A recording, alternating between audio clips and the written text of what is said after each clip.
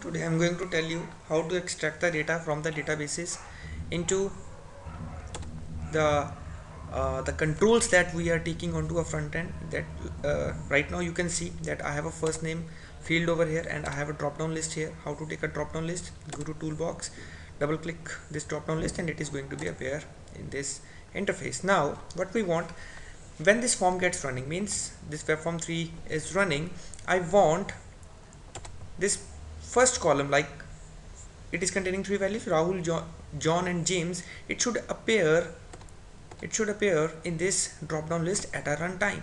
So where do I write a code? You can see I'm going to the code section, and if you want, like these particular values, all these values should appear in this particular drop down list at the runtime. As soon as the page gets loaded, you need to write a code in this page load.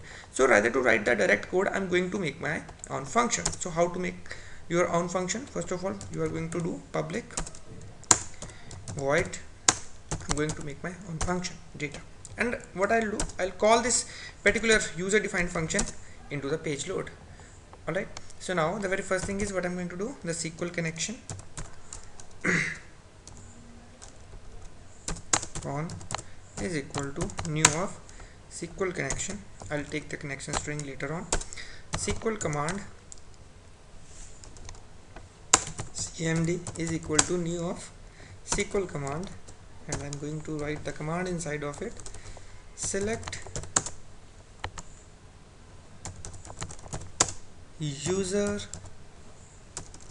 the column name first from user 1, and I'm going to pass the connection.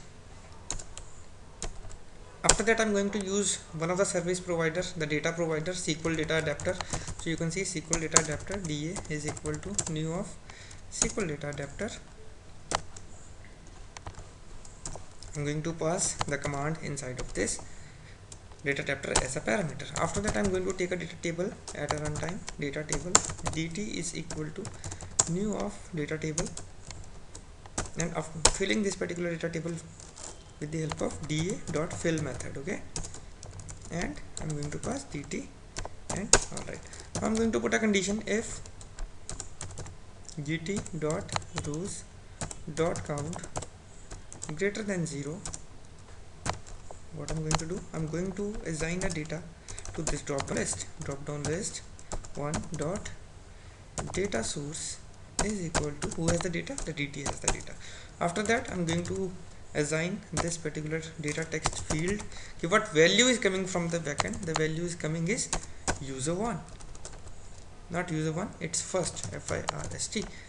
Okay, and after that, drop down list 1 data bind.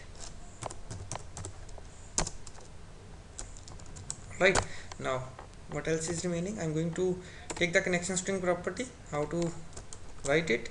Go to the SQL server, go to the properties, this connection string is appearing, double click it, control C and paste it here. Okay, and put a double slash here. Now I'm going to call this data into the page load. You can see this value is appearing, that's all. Okay, and now we'll see all these first column values, Rahul, John and James, is going to be appear into this particular drop down list at a runtime. Okay, so let's debug it. So wait for a moment. It will take a moment. It's running now, and that now you can see the value is appearing into the drop down list. Wait for a moment.